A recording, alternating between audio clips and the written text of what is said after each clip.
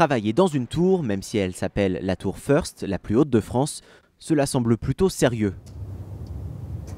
De la comptabilité, de la finance, une foule de dossiers. Mais voilà qu'un bruit inhabituel vient déconcentrer les salariés. Il vient de la cage d'escalier. Des coureurs en short grimpent les marches du building. C'est horrible. On n'est pas habitué à ça. J'arrive pas à respirer. D'autres coureurs attendent au pied du bâtiment. Certains s'échauffent encore. Chaque groupe attend son top départ. 750 inscrits en tout. Ils participent à la Vertigo, la course verticale. Objectif, monter en courant les 50 étages, 954 marches. Chaque participant a payé son dossard 10 € et a dû récolter des fonds auprès de son entourage pour 2 associations, AT Europe et Sport sans frontières. C'est parti, bonne course! La course bat son plein. Qui va gagner? Probablement celui ou celle qui se sera le plus entraîné. Car monter presque 1000 marches le plus vite possible, ça ne s'improvise pas. Il faut s'entraîner dur. À quelques jours du Vertigo, Chloé a déjà enfilé ses baskets. Direction les escaliers de Montmartre.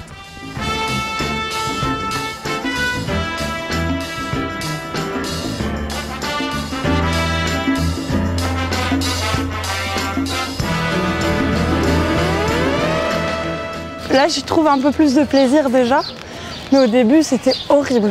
C'est plutôt là que ça tire et que c'est lourd. Après, c'est au niveau de là, quand je respire, ça me fait mal à l'intérieur un peu parce que on respire fort, on respire beaucoup, ça fait mal là. J'ai de la chance, j'ai arrêté de fumer il y a 2 mois. D'ordinaire, Chloé n'est pas ce qu'on peut appeler une grande sportive. C'est un ami qui l'a convaincue de tenter l'aventure.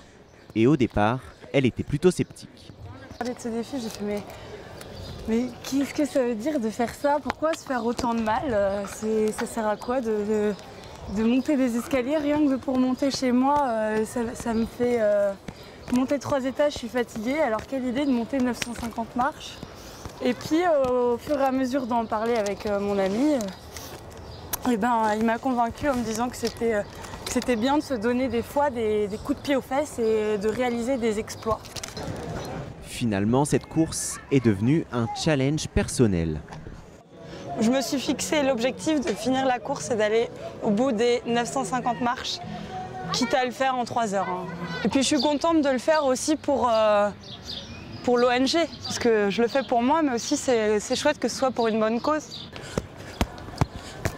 Pour atteindre son objectif, Chloé compte sur son casque et son lecteur MP3, de la musique plein les oreilles et une playlist pour le moins variée.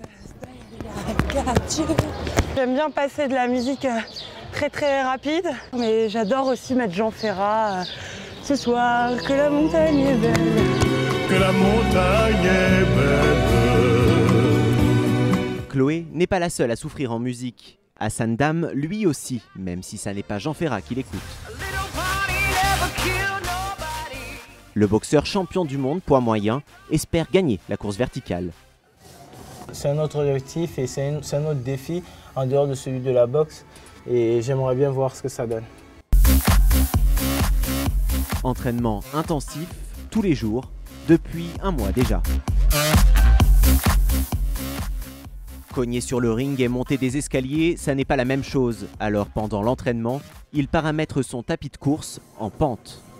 Mon entraîneur m'a dit, si tu vas travailler un escalier, essaie de travailler beaucoup plus en pente quand tu suis un tapis. Essaie de travailler beaucoup plus des steps. Essaie de travailler beaucoup plus à la corde pour être plus léger. Tapis de course mais aussi corde à sauter donc. Les boxeurs connaissent bien. Idéal pour travailler les quadriceps, les muscles des cuisses. Travailler, les préparer à ce qu'ils répondent présents le jour J. On peut avoir le mental si on n'est pas prêt. Si les jambes ne sont pas prêtes, on va forcer, on va pousser sur le corps, mais on n'arrivera jamais.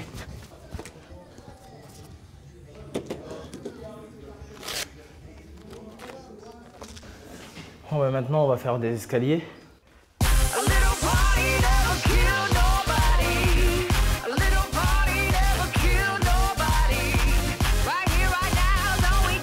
Normalement, ça devrait aller. Mentalement, je suis prêt. Are you ready? Le jour de la course est enfin arrivé. Hassan est en plein échauffement, quelques minutes avant le top départ de la première course réservée aux VIP. On est bon là pour le chronomètre et après c'est bien évidemment Bremassoum qui lancera le départ. Aux côtés d'Hassan, plusieurs autres personnalités comme la journaliste Audrey Pulvar. Ouais, il va falloir me suivre quand même. Let's go! C'est parti, bonne course! C'est parti pour 50 étages. Quelques minutes plus tard à peine, nous retrouvons Hassan presque au sommet.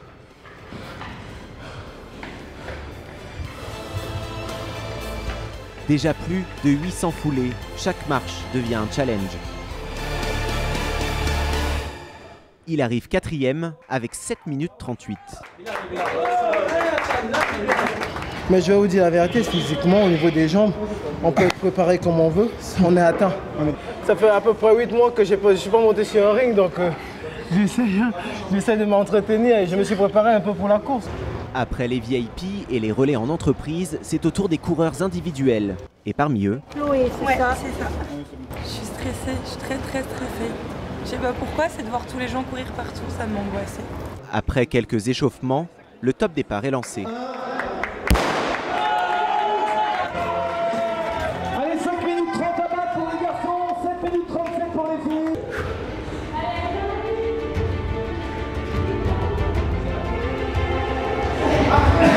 C'est pas facile. Chloé est exténuée. Arrivée au dernier étage, elle ose à peine y croire. Tu gagné?